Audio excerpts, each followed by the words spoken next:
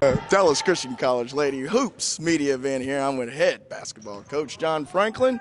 Wow, it's right around the corner. I know you got to be really excited. I mean, just, first year being here, got your new assistant coach here. Lofty goals from last year with a 21 season. Can you talk about how everything's kind of come together here in the last few weeks for you? Yeah, I mean, we've really just been building a culture of togetherness and doing everything as one. So, I mean, it's more so that. So the focus this year is not to continue what was done last year, but it's to move forward. There's new beginnings. So we got a new cast of characters, but we're all growing together. And, that's the thing. We're growing. Got a lot of young freshmen here on the team. I know talking with your seniors, they said that they've been real receptive, though, to criticism or just being shown how to do things the Crusader way. Can you talk a little bit about how they've been really just been opening up to listening to what you're trying to preach and what the upperclassmen are trying to preach? Yeah, absolutely. I mean, it's a partnership. So, one of the very first things that I did when I took this job over was I wanted their input. And I wanted to make sure that they were a part of the process every step of the way. And that goes from just gear. It goes into, some of the things, how we want to play. So it's not my idea. It's not just my assistant and my ideas. It's their ideas as well, because at the end of the day, the players are the ones that have to go out there and perform. So I want their input just as well. Do you think that you playing a running style of basketball, since you're a little undersized here, you're going to be rotating some people? Have you seen everybody kind of locked in, knowing that they're going to get some playing time? You know how some people know that you got seven-man players playing, and you got 4 or 5 that know they're probably not going to play. They kind of tune things out some. It seems like to me everybody should be locked into what you're saying.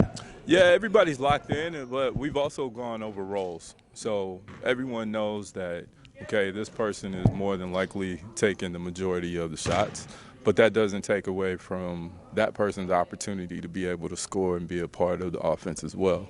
So we're a very unselfish team. We're not selfish. We share the ball. But at the end of the day, everyone knows their roles. So, and plus, they have an understanding that we've got to play hard. And if everyone's playing hard, then everyone has an opportunity to participate during that game, though, too. So keep you guys fresh if you can do that, too, a little bit, too. I mean, you got to be fresh for conference play anyway. I mean, you want to be playing your best ball when it comes to that anyway. So you can kind of use those preseason games a little bit to kind of fill that rotation out a little bit, huh? Yeah, and I think that's the beauty of it, too. So everyone talks about how they want to play fast. But it's hard playing fast too. So it takes a while to be able to really master that. But they've been very receptive. They have an understanding of what they need to do, and they're learning. So that's the beauty of this whole thing. People think that you're playing a running style of basketball means you're just running up and down the court, but you got to play that harder on defense almost, right, and to get those easy baskets and transition baskets. So it's just running is not really what you're doing. No. And it's a misconception I think a lot of people have. It is. So the one thing we don't do, we don't just roll the ball out. Everything is, it's structure, but everybody's playing to their strength. So when they're playing to their strength, they have a freedom. The freedom to be who they are. And there's a reason why I think that's going to make us a great team in the end. So, yeah, most people's misconception is running. It's they're just playing pickup ball. And if you know me and most people that know me and have coached against me and coached with me, they know that's not how I do things. So how better has this team been since the first day of practice to what they are right now? Leaps and bounds. And it's more so just the maturity, having a better understanding of the habits, that what it takes to be great at this level. So that's something that they're learning, but the communicating part is where you see the difference.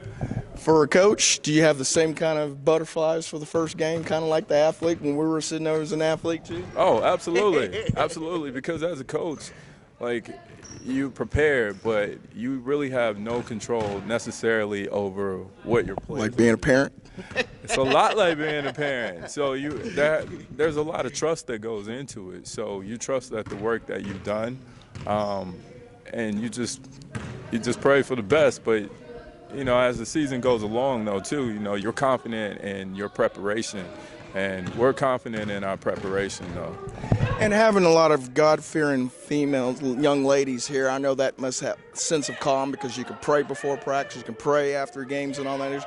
Do you think that kind of brings you guys together? Oh, absolutely. I mean, because it's just like I talk to them and I tell them, it's just like my wife and I. Like, God has to be the center of our relationship in order for it to be strong and for us to be connected.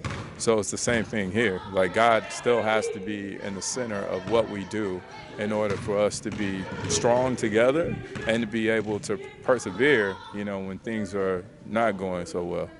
Well, man, the anticipation is almost over. It's knocking on the door, man. Good luck on Saturday, man. We appreciate it, buddy. I'll be here to watch. Thank you. Be over there hanging out in Crusader land over there. Can't wait, man. Kitty Matthews, Friday Night Glory.